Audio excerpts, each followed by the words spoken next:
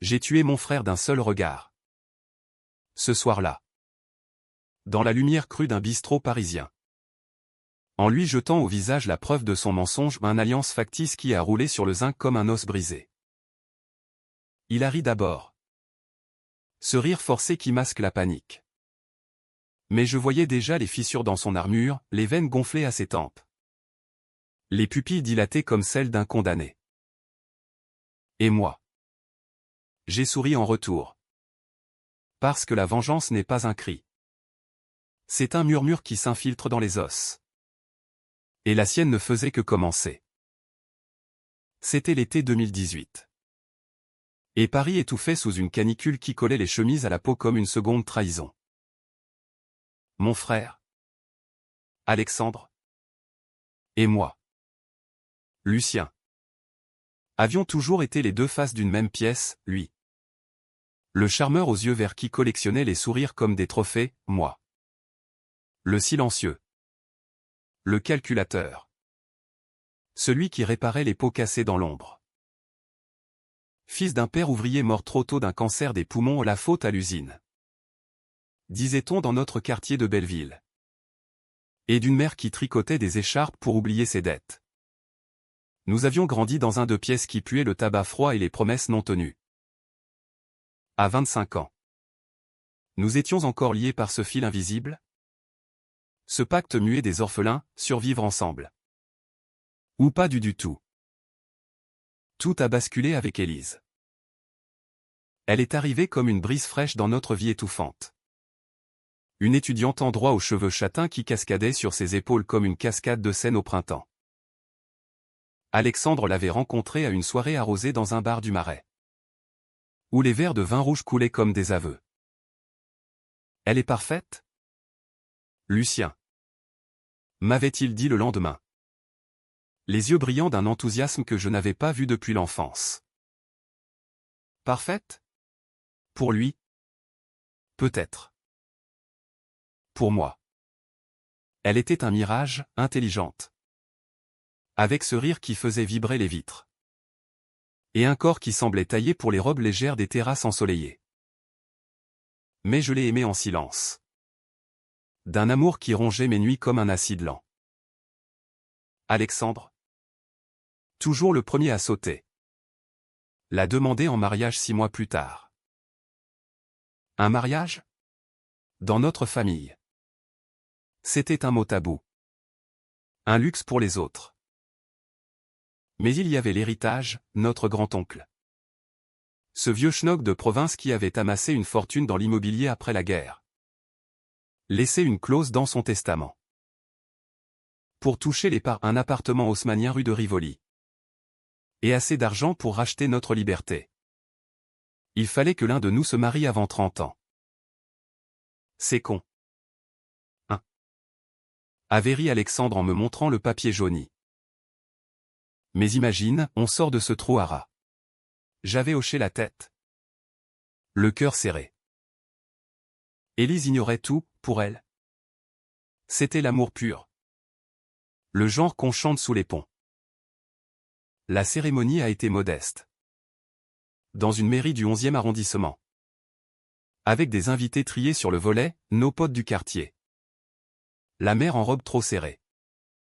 Et Élise rayonnante dans une robe blanche qui dansait avec la brise. J'étais témoin. Évidemment. Debout à côté de lui. Je sentais son épaule contre la mienne. Ce contact fraternel qui me rappelait nos bagarres d'enfants pour un bout de pain. À nous? Frangin. Avait-il murmuré en signant le registre. À nous. Mais ce nous était déjà fêlé. Les premiers mois. Ce fut l'euphorie. L'appartement rue de Rivoli devint notre nouveau palais, parquet qui craquait sous les pas. Balcon donnant sur les toits de zinc qui scintillaient au soleil couchant. Élise décorait avec des livres d'art et des vases remplis de roses du marché d'Aligre. Alexandre travaillait comme barman dans un lounge chic. Rentrant tard avec l'odeur de whisky sur la peau. Moi. J'étais graphiste freelance. Enchaînant les nuits blanches devant mon écran. dessinant des logos pour des marques que je haïssais. Mais le soir, quand il rentrait, je les rejoignais pour des dîners improvisés, confits de canard réchauffé, vin de Bordeaux bon marché, et leur rire qui emplissait l'air comme une musique interdite. Pourtant, sous la surface, les fissures s'élargissaient. Alexandre changeait. Ses regards sur Élise devenaient possessifs, comme s'il veillait sur un trésor volé. Et moi, je la voyais différemment. Nos conversations, quand il n'était pas là, glissaient vers l'intime, ses doutes sur le barreau, ses peurs d'échouer comme notre père. Tu es le seul qui m'écoute vraiment, Lucien, disait-elle un soir, sa main effleurant la mienne sur la table basse. Ce contact était une étincelle, j'ai retiré ma main. Mais le feu couvait. Puis vint la nuit où tout a basculé. C'était un vendredi de novembre. Pluie fine qui tambourinait sur les fenêtres comme des doigts impatients. Alexandre était de sortie. Réunion avec des clients. Avait-il dit. Élise et moi, seuls dans l'appartement, avions ouvert une bouteille de chardonnay pour chasser le froid. Les verres se vidaient. Les mots se libéraient. Elle parla de son enfance à Lyon. D'un père absent qui préférait les chevaux aux câlins. Je parlais de Belleville. Des nuits où Alexandre et moi dormions dos à dos pour nous protéger du monde. Puis, dans un silence chargé, elle s'approcha. Ses lèvres sur les miennes étaient douces, salées de larmes contenues. Pardon, murmura-t-elle après. Mais je l'embrassai de nouveau, affamé de ce que j'avais nié si longtemps. Ce fut une erreur. Ou le début de la vérité. Nous avons continué en secret. Ces rendez-vous volés dans des hôtels discrets du 5e. Où les draps sentaient la lavande et le regret. Alexandre ne se doutait de rien, ou du moins. C'est ce que je croyais. Élise jurait que c'était fini avec lui. Que leur mariage n'était qu'une façade. Un contrat pour l'héritage qu'elle avait découvert par hasard dans ses papiers. Il m'a menti dès le début. Lucien. C'était pour l'argent. Pas pour moi. Ces mots me transperçaient, mon frère. Mon sang. Capable de ça? Mais l'amour est aveugle. Et la jalousie un voile épais. Noël approchait. Et avec lui, la première fissure visible. Lors d'un dîner familial à notre mère. Élise. Et nous deux. Alexandre annonça qu'ils attendaient un enfant. Un enfant? Élise pâlit.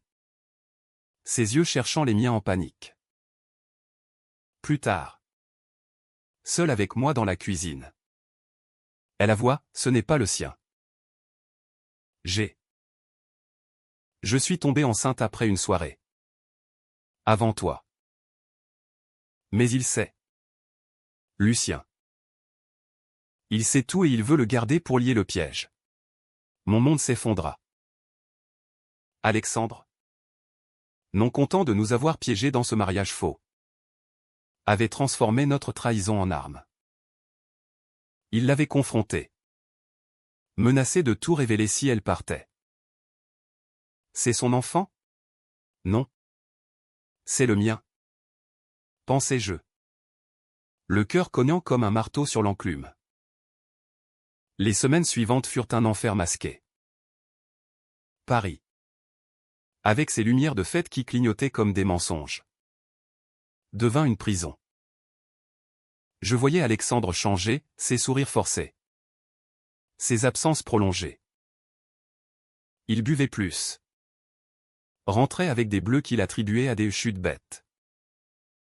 Élise s'enfonçait dans le silence. Son ventre arrondissant comme une accusation muette. Moi. Je planifiais en secret, des nuits à fouiller ses affaires. À photocopier des documents. A contacté un avocat discret dans le 8e. La vengeance germait. Lente et méthodique. Comme un vin qui fermente dans les caves de Bordeaux. Un soir de janvier. Sous un ciel plombé qui promettait la neige. Je le confrontais. Pas de cris. Pas de violence physique, nous n'étions pas faits pour ça. Nous, les fils de Belleville. Assis dans notre ancien bistrot.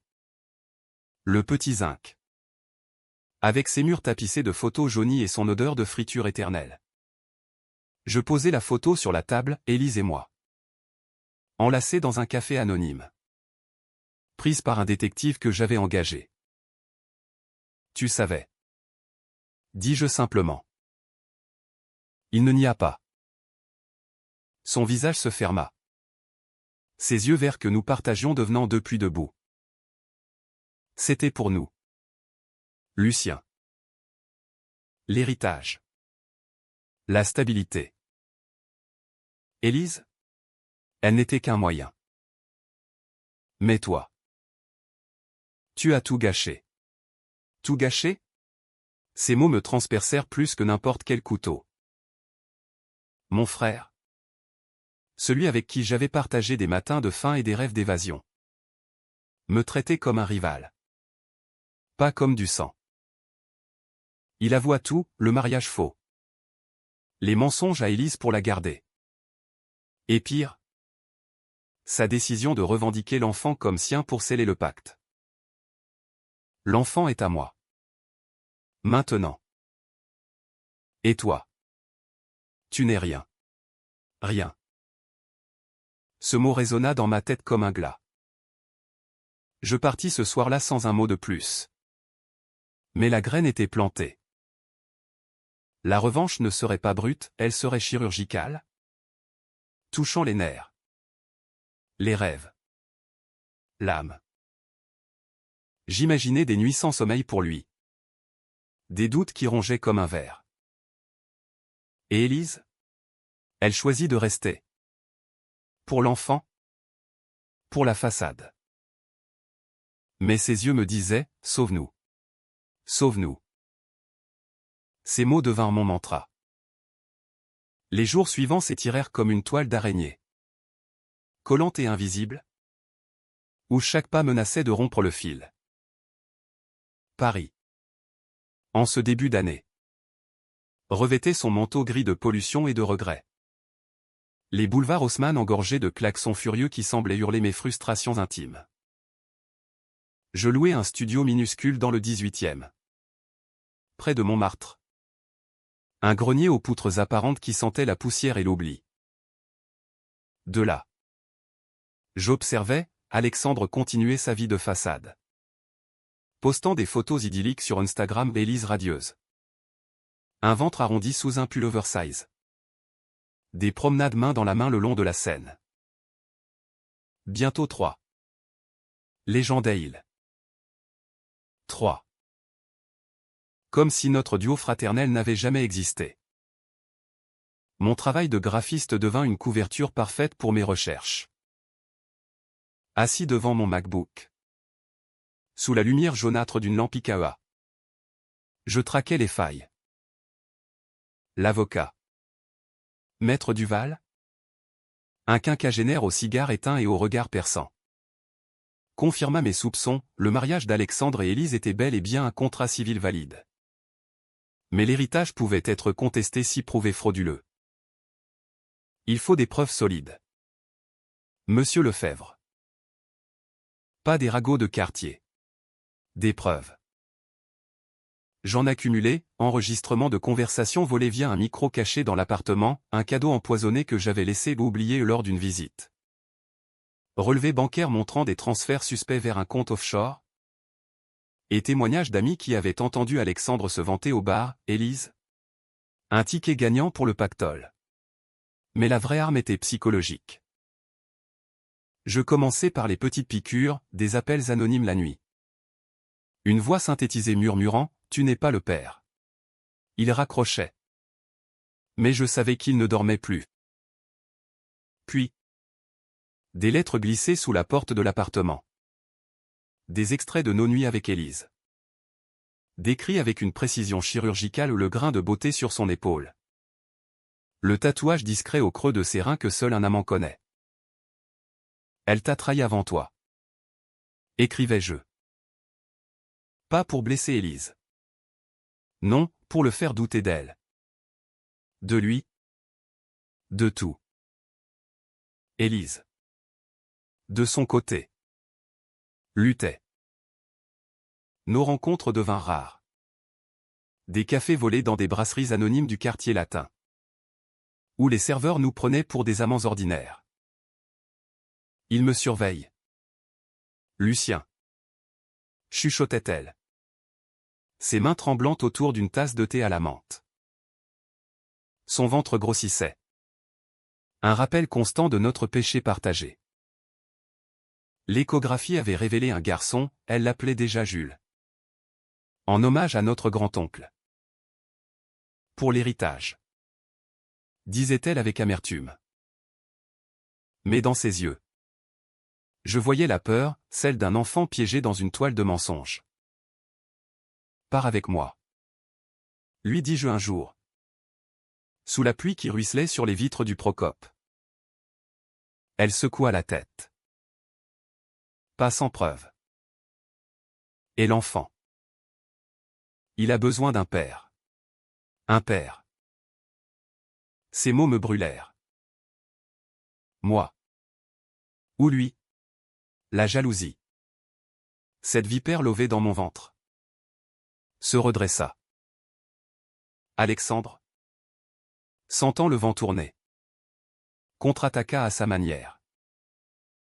Un matin. En ouvrant mon mail. Je trouvais une vidéo, moi.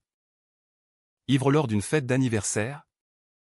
Confessant mon amour pour Élise à un pote hilar. Garde ça pour toi. Avait-il ajouté en pièce jointe. Une menace voilée. Il savait que je complotais, nos liens de sang nous rendaient transparents l'un à l'autre. Mais il sous-estimait ma rage. La rage d'un homme d'éprouver la trahison comme un coup de poignard dans le dos. L'hanté empoisonné. Je plongeais plus profond dans son passé. En fouillant les archives familiales aux ces boîtes poussiéreuses que notre mère gardait sous son lit à Belleville. Je découvris des lettres. Des lettres d'amour d'Alexandre à une fille de son lycée. Datant d'il y a 10 ans. Elle s'appelait Camille. Et elle était morte d'overdose peu après leur rupture. Tu m'as brisé. Écrivait-elle dans la dernière. Alexandre n'en avait jamais parlé, il avait enterré ce fantôme comme il enterrait ses faiblesses. Je contactai sa sœur. Une infirmière à Marseille. Via un faux profil sur Facebook. Il a menti sur tout. Me confia-t-elle au téléphone. La voix rauque de cigarette. Camille était enceinte. Il l'a abandonnée. Enceinte. Le pattern se dessinait, Alexandre collectionnait les cœurs pour les briser. Les vies pour les plier à ses besoins. Armé de cela. Je passais à l'étape suivante, impliquer la famille. Notre mère. Avec ses yeux fatigués et ses mains calleuses. Reçut une enveloppe anonyme, les lettres de Camille. Accompagné d'un mot, ton fils est un menteur. Demande-lui pour l'héritage. Elle m'appela ce soir-là. La voix brisée. Lucien. Qu'est-ce qui se passe? Alexandre. Il pleurait. Tout à l'heure. Il dit que tu le hais. Eh. C'était plus que ça. C'était une dissection vivante. Une exploration des abysses où les frères se transforment en ennemis. Élise accoucha en mars.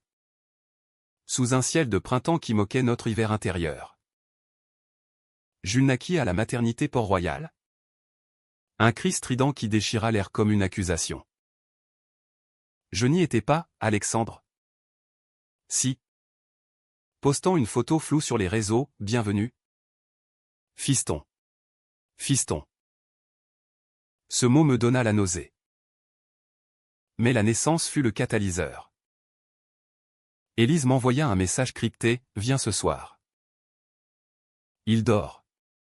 Je me glissai dans l'appartement comme un fantôme. Le cœur battant au rythme des ascenseurs qui grinçaient. Elle était là. Épuisée mais belle. Jules blotti contre elle. « Regarde-le. » murmura-t-elle. Ses yeux, les miens. C'est le nôtre. Je touchai sa menotte. Minuscule et parfaite. Et en cet instant, la vengeance se cristallisa. Pas pour moi. Pour lui. Pour cet enfant qui méritait mieux qu'un père imposteur. Les nuits suivantes. Je devins ombre.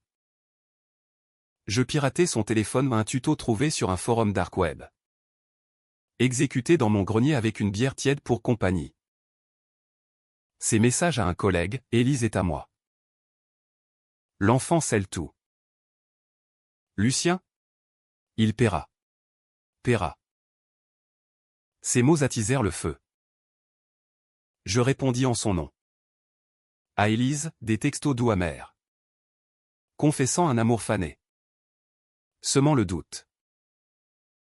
Elle pleura au téléphone, il change. Lucien. Il boit. Il crie. Bien. La première fissure dans sa forteresse. Mais arriva avec ses lilas en fleurs. Et le tribunal. Maître Duval déposa la plainte, fraude matrimoniale. Contestation de paternité via test ADN, Élise avait consenti en secret. Alexandre fut convoqué, son monde vacilla. Il m'appela. La voix éraillée, c'est toi. Arrête ça. Frangin. Pour maman. Maman. L'argument bas. Tu as commencé. Répondis-je. Silence. Puis, je t'aimais. Lucien. On était tout. Était. Le passé. Déjà. La contre-attaque fut vicieuse. Il alla voir notre mère. La convainquant que j'étais dérangé. Jaloux. Prêt à détruire la famille pour une folle passion. Elle me téléphona. En larmes, reviens. Mon garçon. Laisse tomber. Mais je ne pouvais pas. La trahison avait creusé un fossé trop large, traverser signifiait l'oubli. Et l'oubli était une mort lente. L'été revint. Impitoyable. Transformant Paris en fournaise où les esprits s'enflammaient comme des allumettes. Jules grandissait. Un bébé aux joues roses qui gazouillait dans les bras d'Élise lors de nos rares rencontres. Nous nous voyons maintenant dans des parcs anonymes. Comme le jardin des plantes. Où les serres humides masquaient nos murmures. Le test ADN est positif. Me dit-elle un après-midi. Tandis que les singes hurlaient au loin. C'est toi. Le père.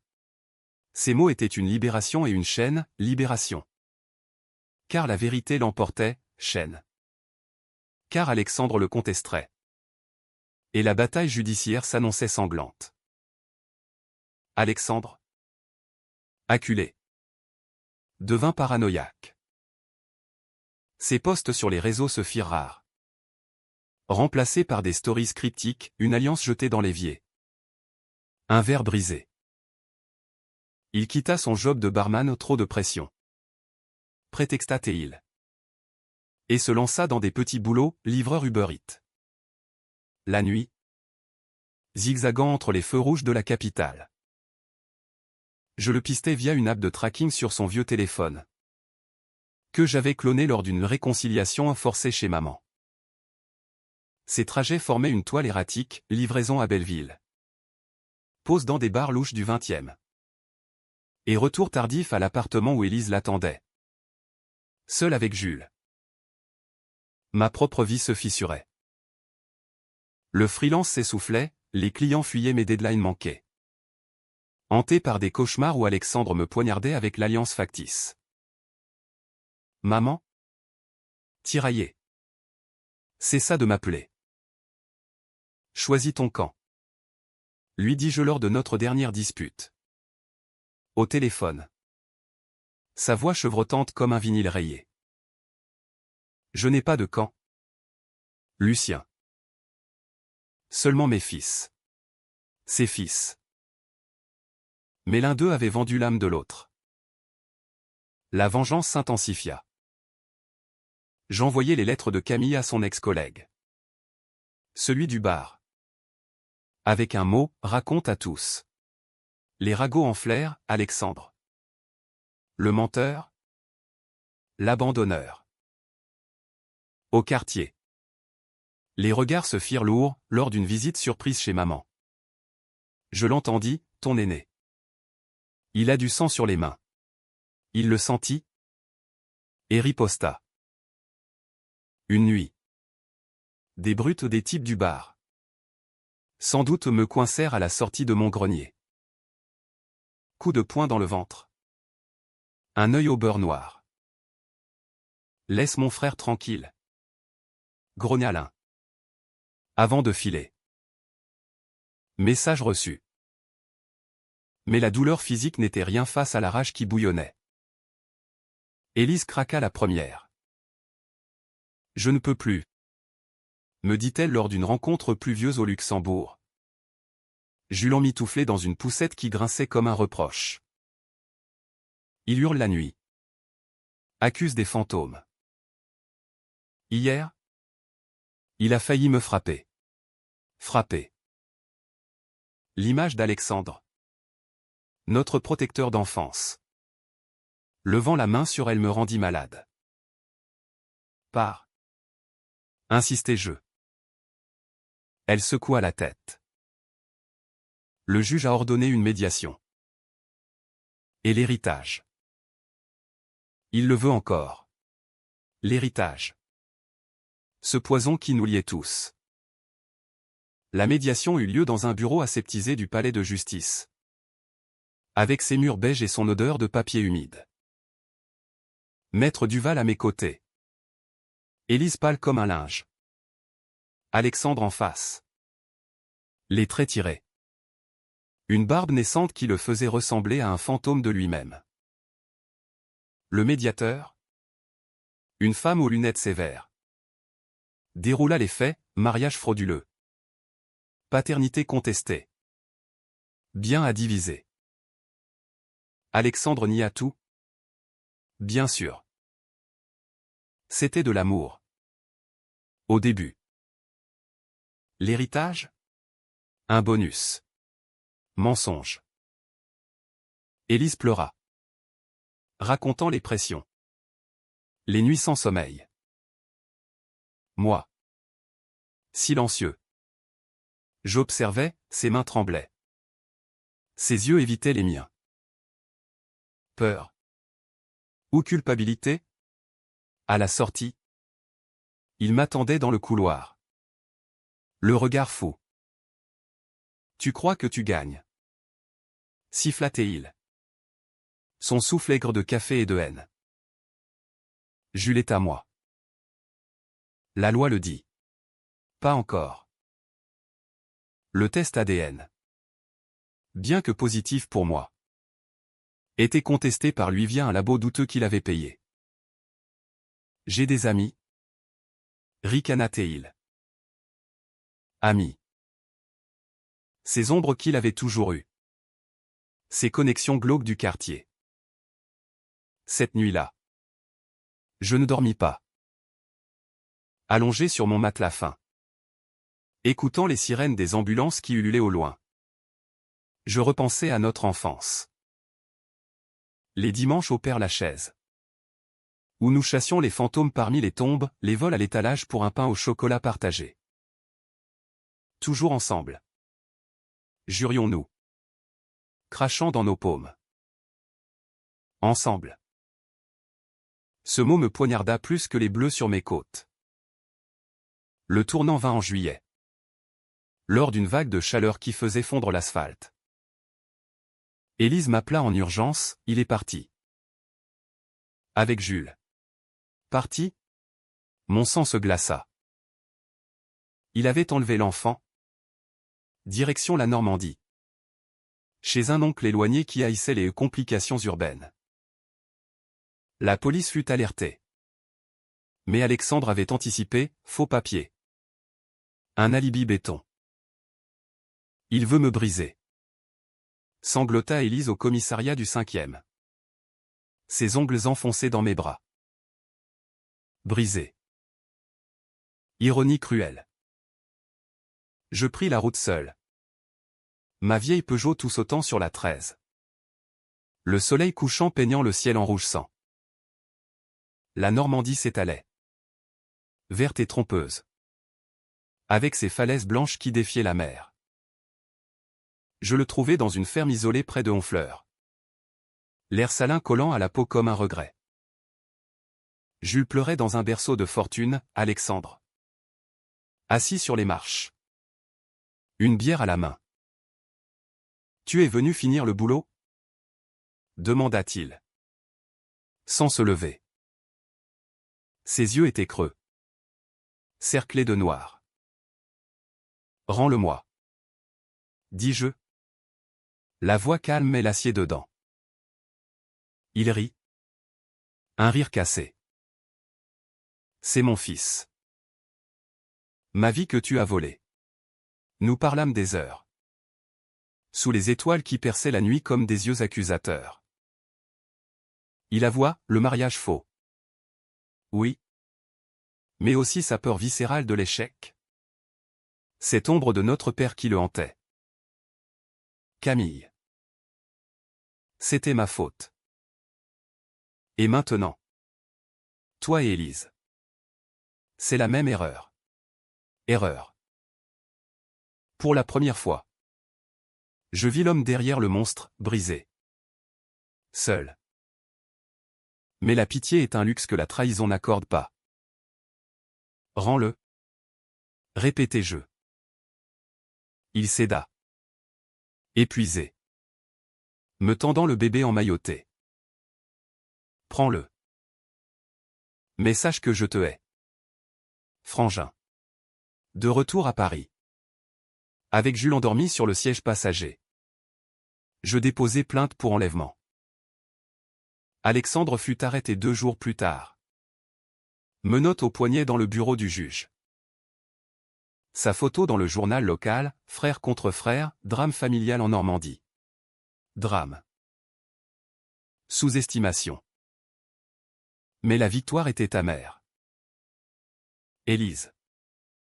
En me voyant avec l'enfant, fondit en larmes. C'est fini? N'est-ce pas? Fini? La cour rendit son verdict en août, paternité à moi. Divorce pour fraude. Héritage partagé mais gelé pour enquête. Alexandre partit pour 6 mois de prison provisoire. Pour l'enlèvement. Maman ne me parla plus. Pourtant. Dans le silence de l'appartement rue de Rivoli le nôtre. Maintenant. Avec Jules qui était au sein d'Élise. Je sentis le vide. La vengeance avait gagné. Mais à quel prix? Les nuits. Je rêvais de son regard lors de notre dernière étreinte d'enfant. Innocent et pur. Perdu à jamais. Automne s'installa. Avec ses feuilles roussies qui tapissaient les trottoirs de Paris comme des cicatrices. L'appartement rue de Rivoli. Autrefois un palais de mensonges. Devint notre sanctuaire précaire, Élise et moi. Parents improvisés. Naviguant les nuits blanches de Jules entre biberons tièdes et berceuses murmurées. Elle avait repris ses études en droit. Ses livres empilés comme des remparts contre le chaos. Moi. Je relançais mon freelance. Dessinant des affiches pour des théâtres off qui parlaient de fratricide et de trahison aux ironies du sort. Ou thérapie. Alexandre sortit de prison en novembre. Blanchi pour l'enlèvement via un vice de procédure, son avocat. Un requin du 16e. Avait flairé la faille. Libéré. Mais marqué, cheveux rasés. Regard fuyant. Une cicatrice fraîche sur la joue d'une rixe en cellule. Il revint à Belleville. Chez maman? Qui l'accueillit les bras ouverts malgré tout. Le sang et le sang, me dit-elle par courrier. Sa plume tremblante sur le papier bleu. Sang. Ce lien qui nous avait unis est déchiré. Je l'évitais d'abord, me concentrant sur notre nouvelle vie. Jules grandissait. Un bambin aux boucles brunes qui rampait sur les tapis persans. Babillant un papa vers moi avec une innocence qui me désarmait. Élise et moi. Nous nous aimions en silence. Un amour forgé dans la forge de la douleur, caresse volée entre deux pleurs. Rires étouffés devant un film de Truffaut à la télé. Mais la ombre planait. L'héritage. Toujours en litige. Promettait un nouveau round au tribunal. Et Alexandre. Il guettait.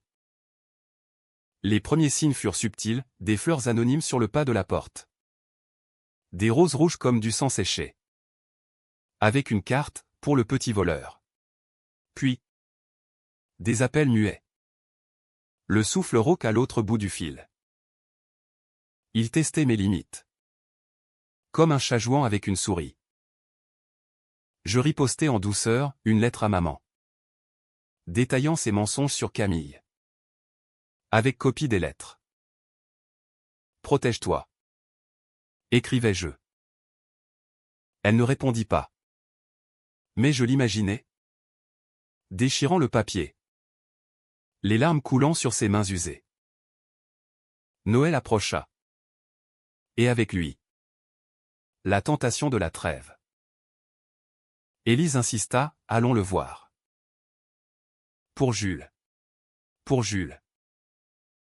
L'argument irréfutable. Nous nous rendîmes à Belleville un soir de neige fine. L'appartement de maman illuminé par un sapin clignotant. Kitsch et pathétique. Alexandre était là. Amaigri. Versant du vin dans des verres ébréchés. Frangin. Dit-il en me serrant la main. Sa paume moite comme un aveu. Maman berçait Jules. Les yeux humides. Le dîner fut un théâtre, rire forcé sur des blagues d'enfance. Toast à la famille. Mais sous la table. Son pied effleura le mien à un avertissement. Plus tard. Seul avec moi dans la cuisine exiguë. Odeur de choucroute chaude flottant encore. Il murmura, tu as gagné. Lucien. L'appart. La femme. Le gosse. Mais l'héritage? Je le contesterai jusqu'au bout. Son souffle était chargé de vin. Ses yeux brillants d'une lueur maniaque. Pourquoi? Demandai-je. Il ricana. Parce que tu m'as volé ma vie. Et je te volerai la tienne. Voler. Le cycle recommençait. Je partis ce soir-là avec une résolution froide, briser son esprit. Pas son corps. La lame de la vengeance serait aiguisée par la psychologie. Cette science que j'avais étudiée en autodidacte via des livres piochés à la Fnac, Freud. Lacan. Les abysses de l'inconscient. J'embauchai un hacker freelance sur un forum obscur.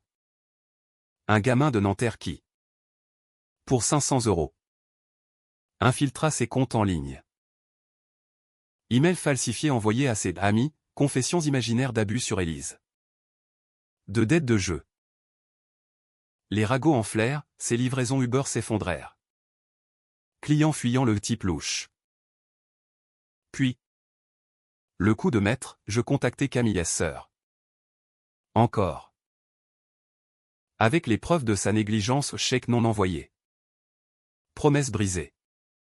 Nous portâmes plainte posthume pour abandon de famille. Pas pour gagner. Mais pour le traîner dans la boue publique. Un article dans le Parisien local, héritage empoisonné, un frère accuse l'autre de passé sombre. Sa photo. Floue et accusatrice. Maman à plat. Furieuse, tu le tues. Lucien. Tu. Précisément. Élise. Sentant la tempête. Douta. Est-ce que ça vaut le coup? Pour Jules? Ces questions me hantaient les nuits. Allongé à côté d'elle. Son souffle régulier comme un reproche. Valeur? La trahison n'a pas de prix, elle exige du sang. Alexandre craqua en janvier. Lors d'une confrontation que j'orchestrais. Je l'invitais à l'appartement en parlons. Pour maman? Sous prétexte de médiation informelle. Il vint. Les épaules voûtées. Un manteau usé qui pendait comme une peau vide. Jules jouait par terre, Élise s'éclipsa discrètement. Assieds-toi. Dis-je. Servant de café noir. Silence. Puis, pourquoi? Lucien? On était pareil. Pareil. Le mensonge originel. Je posai la photo sur la table, lui. Avec Camille. Un polaroid jauni trouvé dans ses affaires. Comme ça? Tu l'as jeté. Enceinte. Comme tu as jeté Élise. Il blêmit. Puis explosa, c'était différent. J'étais jeune. Paumé. Paumé. Excuse des lâches. Il se leva. Renversant la tasse. Le liquide fumant comme la rage. Tu veux quoi? Me voir ramper? Oui. Avoue tout à maman. À la cour. Et disparaît. Il rit. Amer. Jamais. Je suis ton sang. Sang. Ce mot? Encore. Il partit. Mais le poison agissait. 2 jours plus tard. Il tenta le suicide, une overdose de somnifères.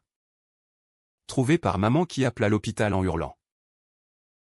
Coma artificiel. Tube et bip dans une chambre du Lariboisière. Élise et moi. Nous vînmes, maman. Effondrée. Nous accusa du regard. Vous l'avez poussé. Poussé. Vrai. En partie. Mais sa lame s'était retournée contre lui. Au chevet. Tandis qu'il gisait pâle comme un marbre. Je murmurai, c'est pas fini. Pas fini. La vengeance? Une fois lancée. Ne s'arrête pas, elle mute. Devient obsession. Le printemps 2019 éclosit. Cruel dans sa promesse de renouveau. Tandis qu'Alexandre émergeait du coma comme un noyé de ses abysses. L'hôpital. Avec ses couloirs carrelés de blanc et son odeur d'antiseptique âcre. Devint notre nouveau théâtre de guerre. Maman veillait. Jour et nuit. Tricotant frénétiquement un bonnet trop grand pour Jules. Ses aiguilles cliquetant comme des chaînes. Il va s'en sortir. Jurait-elle. Mais ses yeux creusés trahissaient la peur. Élise et moi. Nous venions par intermittence. Un duo maladroit, elle portant Jules. Moi les dossiers légaux sous le bras. Alexandre se réveilla après 3 semaines. La voix rauque. Les gestes lents comme ceux d'un vieillard. Qu'est-ce que? Murmura-t-il. Fixant le plafond constellé de taches d'humidité. Maman pleura, je restai stoïque. Notant chaque détail, la veine qui pulsait à sa tempe. Le tremblement de ses lèvres. Faiblesse. Tu as essayé de te tuer. Dis-je platement. Quand nous fûmes seuls. Il tourna la tête. Lentement. Toi. Accusation pure. Non. Tes démons. Démons. Les siens. Nourris par mes mains. La sortie fut un calvaire, rééducation en centre près de Vincennes. Où il réapprit à marcher. Boitant comme un soldat rentré du front. L'héritage. Toujours en suspens. Devint son obsession. Son avocat. Changeant de camp pour flairer le gain. Me contacta, proposition, partage égal. Si vous laissez tomber les accusations sur Camille. Partage. Avec un fantôme? Je refusai. Optant pour la guerre totale. Maître Duval? Sentant la victoire. Creusa, preuve de fraude fiscale sur l'héritage. Lien avec des promoteurs véreux. Alexandre avait dilapidé une partie dans des paris en ligne. Ces abysses numériques où les âmes se perdent. Élise. De son côté. S'épanouissait dans la maternité. Passant ses examens de droit avec mention. Pour Jules. Disait-elle. Ses cheveux relevés en chignon négligé. Un sourire fatigué mais vrai. Nos nuits étaient un refuge, corps enlacés sous les draps de lin. Chuchotement sur un avenir sans ombre. Mais les ombres persistaient. Des lettres anonymes sa main. J'en étais sûr, tu n'es qu'une pute qui a piégé mon frère. Pute. Le mot me fit bouillir, je le confrontai par téléphone. Depuis un café bruyant du Marais. Arrête. Où je publie tout. Tout, ses aveux enregistrés. Ses dettes. Son suicide raté. Publie. Et regarde maman mourir de honte. Maman. L'arme fatale. L'été ramena la chaleur. Et avec elle. La confrontation finale. Le juge ordonna une audience, réouverture du dossier paternité. Avec confrontation physique. Palais de justice. Sous un soleil implacable qui faisait miroiter les dorures. Alexandre entra. Soutenu par une canne. Costume trop large sur son corps amaigri. Élise. À mes côtés. Serrait ma main. Jules confié à une babysitter. Verdict, paternité confirmée à Lucien Lefebvre. Tonna le juge. Un homme aux lunettes rondes. Silence. Puis. Le cri d'Alexandre, c'est faux. Il a truqué. Truqué. Paranoïa pure. À la sortie. Dans la cour pavée où les pigeons picoraient des miettes. Il m'alpaga. Canne brandie comme une épée. Tu m'as tout pris, hurla-t-il. Attirant les regards des passants. Élise s'interposa, un agent intervint. Mais ses yeux. Ses yeux verts? Miroir des miens. Brûlaient d'une haine primale. Pas tout? Répondis-je. Ton âme. Tu l'as perdue seule. La vengeance culmina ce soir-là. J'avais tout prévu, un dossier complet envoyé à la presse. Anonyme mais irréfutable. Libération titra, frères ennemis, l'héritage maudit d'une famille parisienne. Détail cru, le mariage faux. L'enlèvement. Le suicide. Alexandre. Ruiné. Vendit sa part d'héritage ou une misère pour payer ses dettes. Maman. Brisée. Fit une crise cardiaque mineure, je la visitai à l'hôpital. Où elle murmura, finiant. Lucien. Pour nous. Finiant. Ces mots scellèrent le sort. Je le retrouvai dans un bar miteux du 13e. Sentant la bière éventée et les rêves avortés. C'est fini? Dis-je. Posant un chèque à sa part finale. Symbolique. Il le déchira. Les mains tremblantes. Pourquoi pas me tuer? Frangin. Tuer. La tentation. Parce que vivre avec ça, c'est pire. Pire. La vérité nue. Il partit pour Marseille. Chez la sœur de Camille.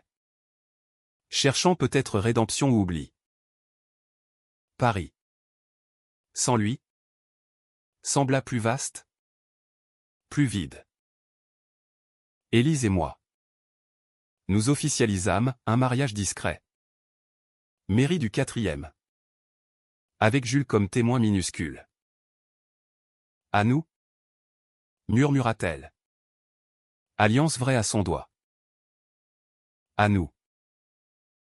Mais la nuit, seul avec mes pensées, la lame se retournait. Avais-je gagné? Ou perdu mon frère pour toujours? L'hiver 2019 à 2020 enveloppa Paris d'un manteau de givre, transformant la Seine en ruban argenté sous les ponts allumés. Notre vie? À Élise. Jules et moi. S'ancra dans une routine fragile, matin de croissant tiède sur le balcon. Après-midi d'études pour elle. Dessin pour moi. Et les rires de Jules qui apprenait à marcher. Trébuchant sur les tapis avec une détermination comique. L'héritage. Enfin réglé. Nous offrit la sécurité, l'appartement sécurisé. Un fonds pour les études de l'enfant. Victoire. Mais les victoires en drame familial sont des mirages, sous la surface. Les échos de la trahison résonnaient encore. Alexandre disparut des radars. Pas de nouvelles. Pas de carte postale de Marseille. Maman? Remise de sa crise. Parlait peu, ses tricots s'empilaient. Inutile. Comme des regrets entassés. Il appelle parfois. Admit-elle un jour. Au téléphone. Sa voix un fil ténu. Il dit qu'il change. Change. Les menteurs promettent toujours. Je n'appelais pas, le silence était ma dernière arme. Un vide qui le rongeait plus que n'importe quel mot. Élise. Sentant mon tourment. Initia la thérapie. Un cabinet discret dans le 7e. Avec un psychologue aux manières douces. Un certain docteur. Moreau. Qui disséquait nos âmes comme des manuscrits anciens. La vengeance est un cycle. Lucien. Dit-il lors de notre première séance.